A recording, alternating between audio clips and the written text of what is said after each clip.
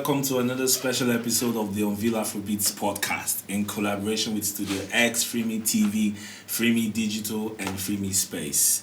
We're here today to talk about music as usual, and we've got a lot of great talents in the building with us. We're going to be going around to introduce ourselves. I'll start off. My name is Excel. My name is Melody Hassan. And Yoab. My name is AQ. Wills, Wolfboy. My name is D-Truce. Oladips on my age. GoodGirl Ellen. It's Jeff Akoh. Dapo Tuburna here, and you can call me Jingo. My name is Lyn. Alright, so we've gotten the introductions out of the way. Please, I would like us to project and speak up as we're talking. So I'm going to ask a question. I'll start with you, Lyn. I'll take it around. What pushed you to go into music? What made you say, oh, music is something I want to do? Okay. First of all, I never really had any passion or intention to do music. I really liked music when I was younger, but I never had it was never a thing for me to take it professionally. I just wanted to become a lawyer and just move on with my life. But along the line anyway, I think 2 years ago, then I had this encounter that made me feel like, okay, I can actually really do this. I was an OAP and a lot of artists were coming in and out of the studio, and I just felt like, okay, maybe I could do this thing. And then I decided to just leave PH, come to Lagos and try. That's why I'm here. Nice. Jingle. Okay, for me, I'll just say is my background and my lifestyle, because I grew up in a place where you just have to do music to survive, or you have to listen to somebody, or you have to listen to a musician, either a pastor or a musician to survive. So mine was music. I could put my lifestyle in my music, I could put my story in my music, and yeah, that's it. Boom. Okay. Jeff. For me, it's as a kid, I always wanted to be a singer. So growing up in church, it was always music for me. And then in my life, like going into secondary school, going into uni, I just wanted to sing. That's the way I could express myself really. And I think life is about expression, and that's why I'm doing this. Okay. Shangbanama. For me, it was the only thing that I was perfect at. Okay. Like in my life. Wow. It was the only thing that I was flawless at. That once you give me the mic, that's it. So I knew, okay, this is special. You know, I do it differently. So why not just start? You know, why not just throw everything in, and why not just do it for real? So that's how I started. I always knew from day one. I've always been training my voice since I was a kid, because I knew I was going to use it. Yeah, okay. So that was mine. Yeah, for me, music to me is a gift, because I just slept, woke up and started rapping just like that. What? So yeah, just like that. It's Like I've always had good ears for good music. Like I've always loved music from time, but I didn't see myself making music. Not talk of rapping, you understand? So it's a gift.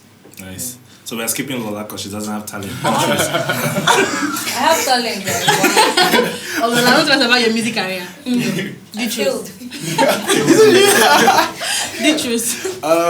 My story is long though. I started off just writing, to be honest, because I used to be a very quiet kid. So I used to do a lot of writing. I used to listen to raps and I just write.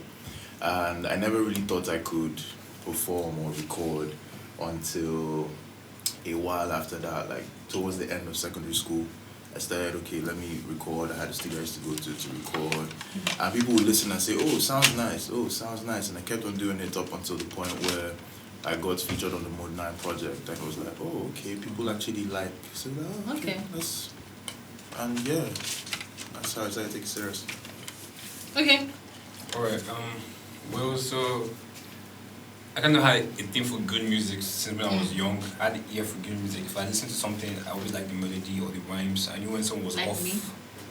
I don't know. So I started way back when I was in secondary school. I had a friend who influenced me. I started off rapping in grime music. So I was influenced by the UK genre. So them gigs and then. Yeah, gigs, Stormzy, and ever since then I started building myself up.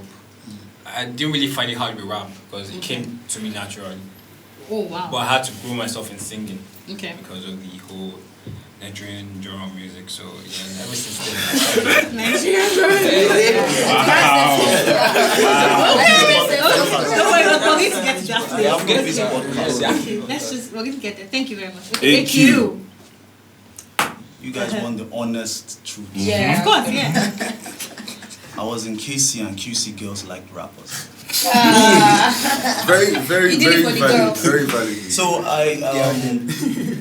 I wasn't into music, but hip hop connected to me. The lifestyle, the dress code, the way the stars portrayed themselves, you know, the rebel attitude and everything. So I wasn't into the music, but I was into the lifestyle. Okay. The lifestyle that I feel like every genre has taken something from now. Then I got into secondary school, and you know, the hot topics were always entertainment. I mean, who starred in this movie?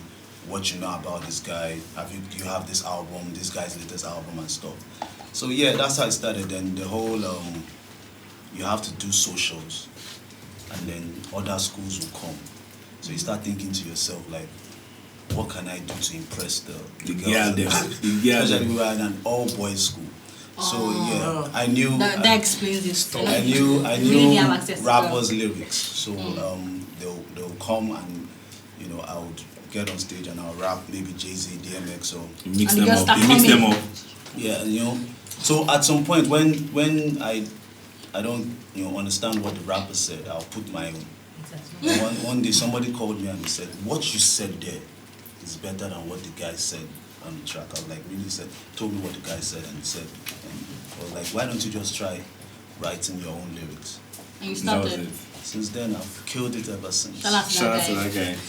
Yeah. Okay, so like, I would say survival, like survival made me want to rap basically, because it's more than just like singing, because this is Afrobeats. And yeah, I'm a rapper, so survival made me want to rap. I grew up in a Butemeta, single mother. I first of 3 boys, so like I felt absolute control over my life. Nobody was making the extra decision for me. My mom was trying, but she could not control me. It was just me. Like, Olon said Olon. So it was just me. Okay. Like in school, there was this game we used to play, Time Out. Like Time Out. I'm sure somebody knows the game now. So like you know the song, you sing it along, as long as you know the right T for you. If you don't, I am, so you'll spell Time Out, like the winner. So I used to buy lyrics book, cram lyrics just to win. So I said I just do. So left secondary school. 9th hours was in the Butemeta. I was always going to the studio. I met Soski very early, my idol. Like I just knew I wanted to rap. Like me, Akoh. Before Akoh beat started producing, like there was no mic, nothing. We had to use telephone as our mic to record the song. So, wow. 2010, I was already making songs, man. I was on Reverb Nation since like. When Reverb Nation was popping. Like that year, you understand? So it was just me. I knew what I wanted to do. Nobody was influencing me, basically. Okay. Thank you. So we have all spoken about, or you all have spoken about, why you decided to do music. As a Nigerian artist in Nigeria, what makes it difficult for you to do music? Let's start from D-Truce. Wow, that's a big question. What makes it difficult? There's a lot of factors. First, living as a Nigerian in Nigeria is hard on its own. There's no lights, roads are bad, there's traffic everywhere, there's no water. Getting the easiest things, getting access to the easiest things is hard first. Okay. And also, this is no shade, but it just feels like Nigerian music consumers are very hard to please, very hard to satisfy. That's another thing. It might be a small issue, but it's a big, because everybody hears in the studio, you make a song, you listen to it, you like it. It's your creation, it's your baby. But then you're thinking, oh, this person like it. Oh, when there are those phases of questions that you ask yourself. So that is part of the process, but at the same time, it's a hard position to be in. That's one. Two, resources are not easily available. studios, there's a handful of studios that you can go to and get proper work done. A lot of us record ourselves at the end of the day. Thank God for DIY. So at the end of the day, we've gone past that. But it's just a mixture of all these factors, man. It makes it difficult. It makes it difficult. Okay. Willis. I mean, ever since I started doing music, I found it hard to go to a studio and tell someone that, okay, this is what I want to do and get it. Please project. And get it right. Get it right. Okay. So I recently, about 3 years ago, I started learning how to record, mix, and master myself. Because there's also the financial, limits where you have to go to the studio and you have to spend at least like 60K and above for a session. For a session, for a song, and you don't even know if the song is going to come out alright. Due to the financial limit, I had to learn how to mix and do stuff myself, so I don't have to go to people to do that. So I know that if I have a song, all that's left is to find money for promotion, marketing, and stuff like that. And also, I feel there are a lot of things where you can't really get access to. Like, I mean, except you really know people, it's really hard to get across to ERs. I mean, like the idea of E&Rs. Okay. I mean, you see it in the US, it's really easy to get to them, but here it's like, who's even the E&R here? Like, you guys pay for their session. Like, you guys pay for their session. Okay. Like, you want to go to a radio station. But you know them. Yeah. I mean, due to due diligence and research, on my part, I had to do that to know them. Okay, cool. You want to get to a radio station and you're like, oh, okay, I have this cool song for them, and they're like, oh, you have to drop. No, say this. Yeah, I have to. Please go on. I mean, probably, like, I've done research and I know that, okay, radio stations are supposed to get your songs for free if it's actually good music and everything. But some stations were asking Are you artists asking to me a drop money. question and I'm not telling asking me you, how I'm it works? stating from my experience. Fantastic. Where someone says, oh, well, your song is good, but before I put them on there, you guys give me something like. We're coming to it. So they call it the. Put it on the agenda. There's no agenda there. The appreciation. For starting, there's not even done yet. You understand? So there are a lot of things where you have to. This should be focused. I am very focused. As an artist, whether you're an artist, whether you're an upcoming artist, whether you're. So basically, resources and all of that. Resources and all You of that. can bullet point it so that it will be fast. Let's just bullet point so we can go through it.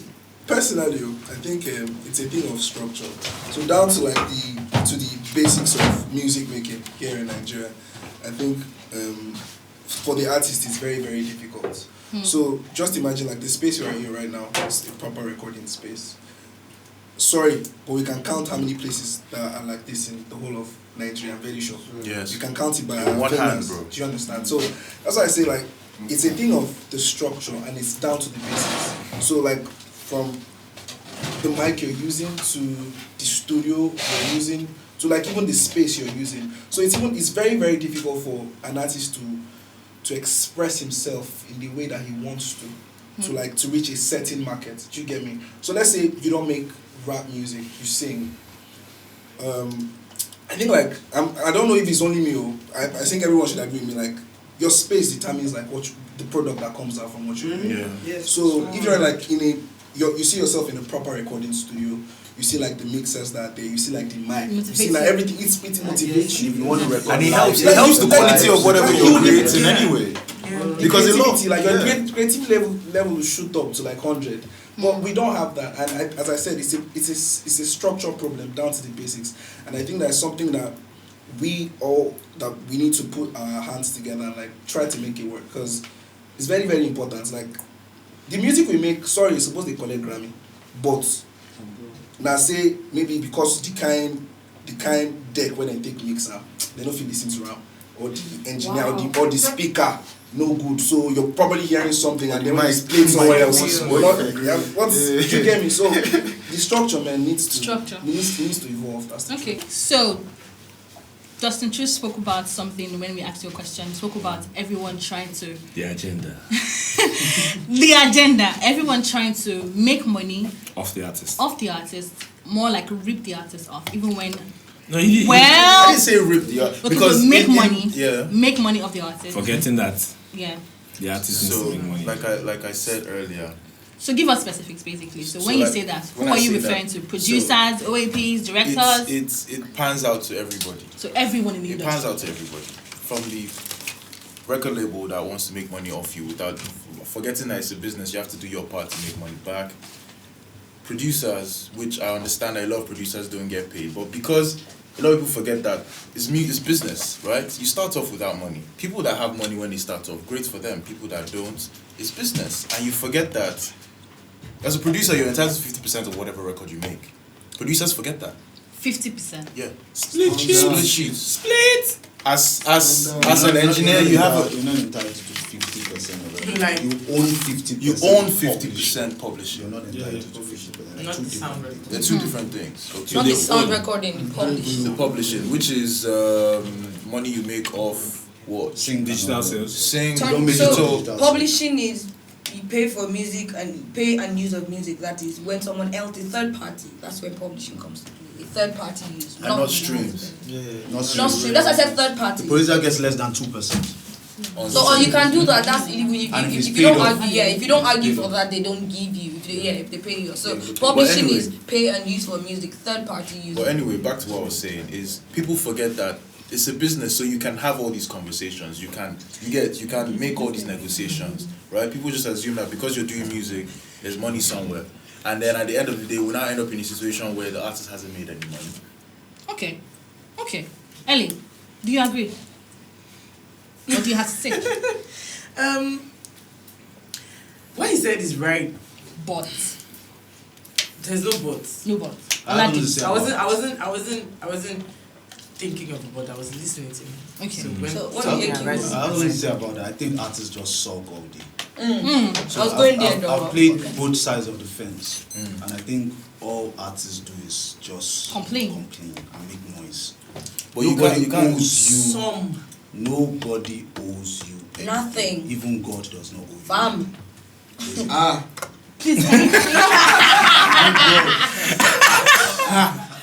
In any business, the government does not care. They will tax you. They're not going to ask you whether you just started off as you will pay your taxes. You want to register a product in NAFDAC, you are going to pay. They're not going to say, before you start how making did sales. you do this bottled water? The artist feels like everybody should sit them down and say, and how is your Cuddle family? them and cuddle them, yeah. Are you guys Walk them through the suffering? process. Do you understand? They just feel like, especially when they are very talented, they just feel like once they are very talented, the world should stop for them.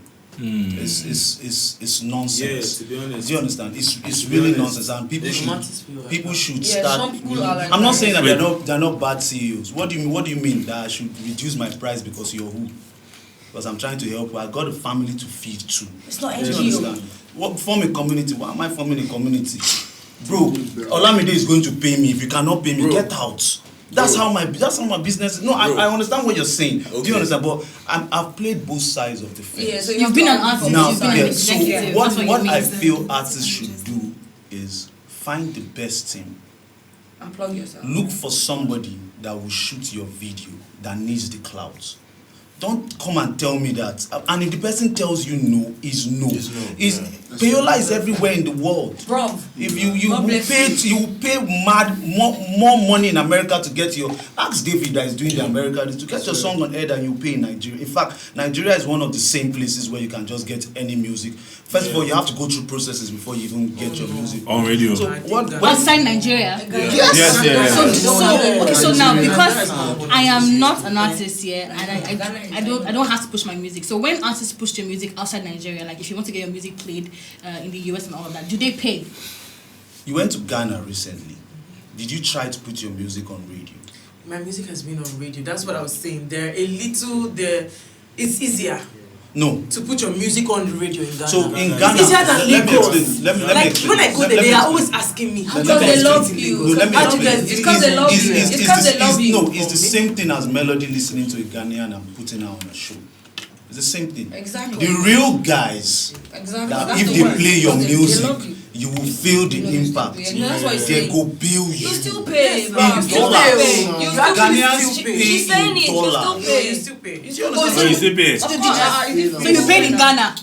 I don't know, but you pay. I've heard that. She don't know. She don't know, but I don't know. But they pay. It's okay. Yeah, but they pay. I mean, these guys, that's what they are here. They got in that position to make money. And you have to look at the system and you have to understand if the system works for you or not. AQ, question. Yes. So because it's like that, does that make it right? I don't get it. No.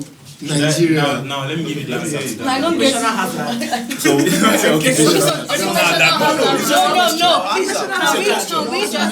Can we just calm down and respond to the answer to that is that Sorry, calm down. Before you became an artist, before I became a graphic designer, before I became a producer, we be human beings. Do you get me? And definitely we need money. Do you get me? It is out of love. I can decide to give you a free verse or decide to come here because Melody said, Dapo, come for this P. Do you get me? If I wanted to be a dickhead, is he allowed to say that? Yeah, that's a curse. You can curse. You can curse. Woo! Pay for my logistics, like I'm. But you didn't tell me that. You get me? So like, I feel that it is just out of that love. You get me? Yeah. If you are dealing with, as in sometimes and song never. No, see, this thing is saying is real. Sometimes song never drop. Artists don't pay like 200k. Graphic designer will collect money, Persuade Mix will collect money. Do you know how much it is to mix and master? You get me? But when you make your money and you start making sales and you start wait, when you start making money, Let that one finish. That is when AQ you don't share your show money. Wait, guys. Let that one That finish. is when AQ comes in and he said what? Build a team around you. Exactly. There's a camera guy, there's a pro. Like me you now. said that too. Like I record anytime and I don't want to say I don't pay. But at that initial moment when I'm recording, my producer knows that he doesn't want to put me in that box of I'm still trying to pay for this song. Then when one inspiration is coming again, I'm still trying to listen again. Yo, like it is so big. But I think like as you get big in the industry, that kind of fee begins to go down. So for me, like I said before we started this, I said you have to set a reminder for yourself. Like me now, before I used to also, please play my song on radio, this one, and sometimes now, at least I can say like my past 2 singles, I will just drop it, and some people like out of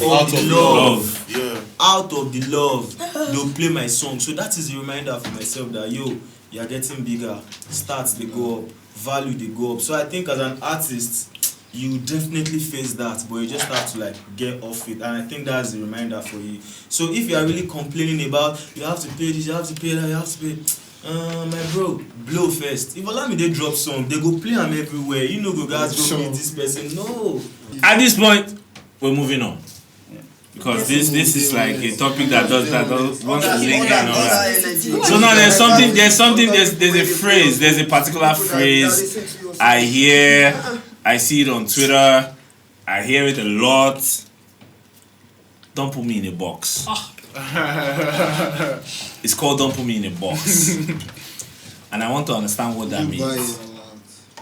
Don't put me in a box. And I'm going to start with LA. What do you guys mean when you say don't put me in a box? Because it's possible that maybe there's a certain sound that you're associated with. So what are you guys trying to... That's us going back to poverty and lack of a diverse audience. Oh Lord. No, for real, because they want you to do it. There is no diversity in like the audience. You know, there are different countries that have where their industries work, and when an R&B singer drops, she can do a #1. When a rap artist drops, he can do a #1. When a country artist, when a pop artist drop, when a country artist, that's an industry that's working. That's an industry that has diverse listeners. If they post right now, I want to do a show, it's sold out. And the fans will come there and sing word for word. It's hard to get here. Now that's what artists face, that they're like, so you guys want me to do this certain sound. You guys want me to be like everybody. We have to all do the same thing. That's you putting the artist in the box. That's what we're talking about. No. Oladips, wait. That's too hard. That's the melody. Oladips.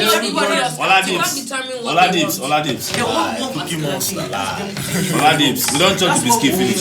Oladips. Basically, I think I was once a victim to don't put me in a box. Don't put me in a box, because I feel like before you signed me, you get waiting you hear. Like. So after signing, why do you want me to change my sound? I think there should be a creative freedom, or what's it called? You understand? So that was actually where the problem came from. For you as an artist? Yeah, that was where it came from. Okay. Sorry, please, can I just say something? Oladips, you don't finish. No. I don't. Not really. Okay. You were saying something, continue. So that was where the problem started from. for me because sometimes I can record like 8 songs and send it to the CEO. And it will Your be like, CEO? Yeah, my CEO. You understand? Send like 8 different songs to him. Sometimes he might not even reply till like maybe 2 weeks later or something. Okay. And when he go reply, he'll be like, I never hear single material. That's the word. I never hear single material. Like, oftentimes when we have this don't put me in a box conversation on social media, emphasis on social media, it is usually from artists who, maybe rappers, who want to sing. Which is fine. Do you understand? So rappers be like, don't call me a rapper. YC. But most of your favorite singers are me, I'm talking from a Let me chip in. singer, like. So I get, do you understand? So I get your point. Do you get? But if you are saying, but are you a singer? Are you a singer or a rapper, Ellie? She's a singer. Ask me that same question. Are you a singer or a rapper? I'm a musician. Wait. Chill. Let me explain this. Let me explain this from a fan angle, from a music consumer angle, because I'm not an artist, right? So maybe I could give some perspective. Drake is a rapper. Yeah. And Drake is known as a rapper that sings. Right? But Drake will never, you won't catch Drake saying, I'm not a rapper. You will catch YC saying, I'm not a rapper. I'm using YC because he has specifically made it known that he doesn't want to be tagged as a rapper. D-Truce on that. Which to me, right, it's confusing. Because I know YC be spitting bars. But he can rap. Bars too, but Drake calls himself a rapper. And YC says he's not a rapper. Why are you not talking about singers that rap? Singers that rap. Chris Brown. Thank you very much. Chris Brown. Tory Lanez. Everyone settle down. What's the name of this guy that did the remix of 50 Cent's Power theme song? What's that guy? No, not Rotimi. Trey Songz rap. Right? But Trey Songz identifies as an R&B singer. Who can rap? If YC says he's not a rapper, that is him identifying that. What is YC then? That is left to him. What are you? Personal answer. Are you a rapper or a rapper? When you are a rapper. Right now, I don't know what YC is. Because YC, I know that YC can sing. I know that YC can rap. That is all you need to know. That's what imagine Nigeria. Wait. The problem is the fact that go on, everyone assumes that it's compulsory to have a tag, 1. 2, people don't understand that music is an extension of you. It's your feeling, it's your mood. It's lifestyle. That's what you said. If I feel like making an angry rap song today, I'll make it. Tomorrow, I feel like singing on the song, I do it. People need to understand that yes, the consumer is important because you're the one consuming it, but at the same time, I'm giving you, it's a whole rainbow. Dustin, you know it's different when you come and say, you're like Burna Boy, who can tell you I'm an Afrofusion artist, I can do everything. That's very different. I don't. So why can't rappers make that claim? They can make the claim. YC is not calling himself an Afrofusion. I keep using YC as reference because it's home, right? Not that I don't want anybody to think I pay for him. YC is not saying, "Oh, I'm Afrofusion, I can do everything." YC is saying, "Come here, anything you want. Just don't tag me a rapper." No, I feel like what he's saying is, I'm a rapper that can sing. Yeah. If I drop, don't just 100% expect me to just be okay. I want to hear from Wales. Wait, chill. I want to hear from Wales. Dremo says rapper with a sing song. We know you're a rapper who can sing. Wales. No, Dremo is a rapper. Dremo identifies as a rapper. That is perfect. That is if you're a rapper who can sing. What are you if you're saying I'm not a rapper, I'm not a singer? But I want to hear from Wales. Wait, chill. I want to hear from Wales. Everyone has a whoever they Wow, please. Has the fan, has the artist, but the artist is still the only one who can come and say this is what I am and this is what I want to do. Okay. If I start up rapping and a core fan knew me as rapping and then I started singing, you shouldn't take it as why am I switching? It happened to Drake. It happened to everybody. It happened to Drake. It happened to Kanye West. It happened to everybody. It happened to everybody. Olamide came up with rap. It happened to everybody. And now Olamide does street drums. Like I can't remember last time I heard the core rap from Olamide. But you understand. It is how I feel, it is how I mood. I mean, music is an expression of your soul, of how you want people to perceive you. So if I give you a song today and I give you a rap tomorrow, you shouldn't come and judge me and say, but I thought you were a rapper, I thought you were a singer. I feel like part of I came with my artistry to you, so you should take it. Bro, they'll go tackle you if you rap or like they'll go sit and say this guy can just a rap. But that's the problem. Why do you okay, they are your consumers, they are your fans here, but why do you always have to care about what they stop confusing we're your coming to that. We're coming to that. See, Excel. I feel like just following what the fans want, like. Part of why this is a problem, and AQ can attest to this, is there was a stigma of, yeah, you're a rapper, it's a write-off. This nigga can never make songs that will blow up. Or there's a stigma of, you pull up and you're dressed looking nice, you're in a suit. Why the fuck are you not wearing a hoodie? Why you? Do you understand? There's a, it's like they're trying to choke you. And because of that, it's not as common these days anymore because people are now a bit more open-minded. But you're asking why you're wearing a hoodie? Yeah, man. Yes, you've never been in these situations. You've never been in these situations. Do not forget. You've never been in these situations. So because of things like this, it's like being a black man in America. If a white man calls you a nigger, even if now nigger is a cool word, it would always trigger you.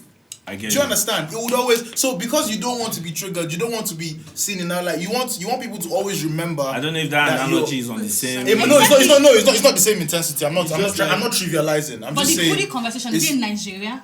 I have been in situations where I went to hustle a show by myself.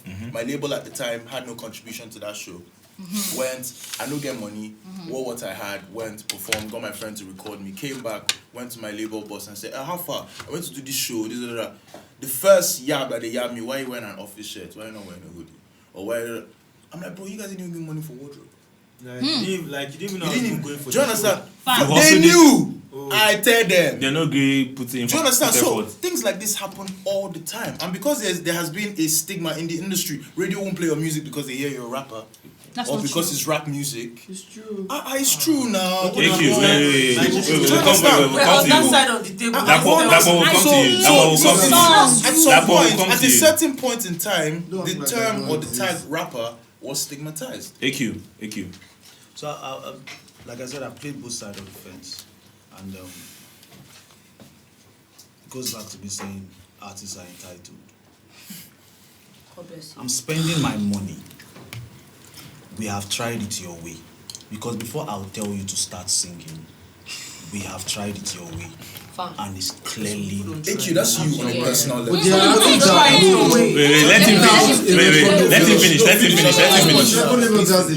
Let him finish.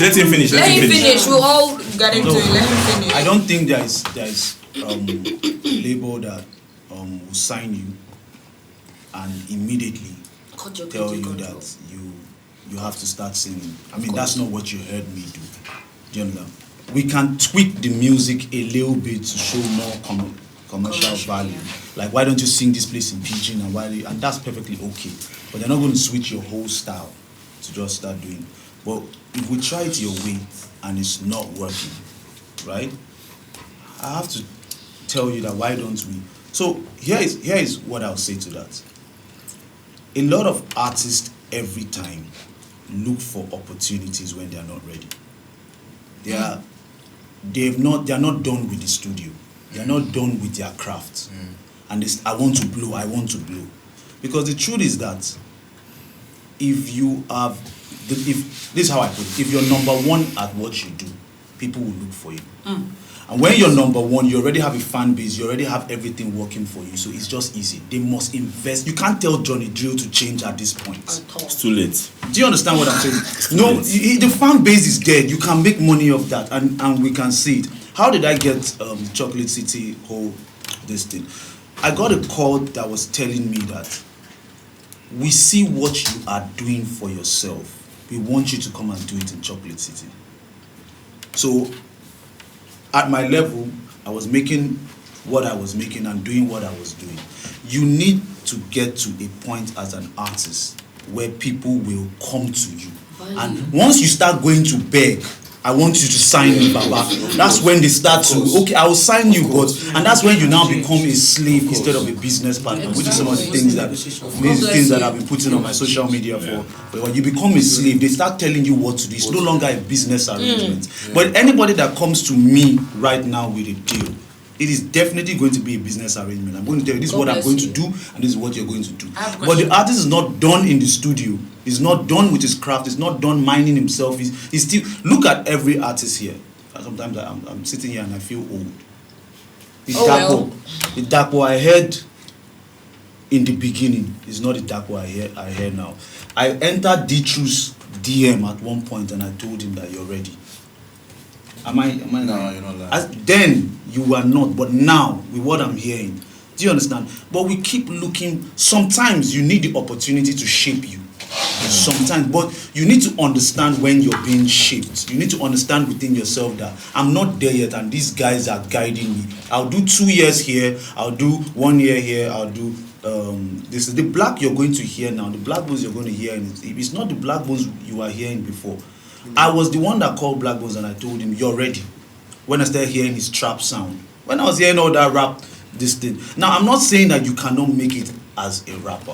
What I'm saying is that if there is nothing distinct in your rap, and a lot of times rappers confuse that for singing. You can actually rap and be distinct. You know, you look at an artist like J. Cole, you look at an artist like Kendrick Lamar. There is something different. Exactly. And if you can't find it, don't waste my time. Basically, because there are 40 dope rappers that have the accent, that have this thing. You know, I mean, this year I made a decision for myself that every verse I put down, you will be different. You have to break down the verse. And there is really nobody doing that. So when I drop a verse, people come at me with that thing. Oh, blah blah blah. So I've stood out in one way that if you're looking for intelligence, you're looking for a lot of artists just. You're doing what Wizkid is doing. You will never do it better than him. Do you understand? So everybody don't put me in a box. Don't put me in a box. It's because you're confused. Honestly,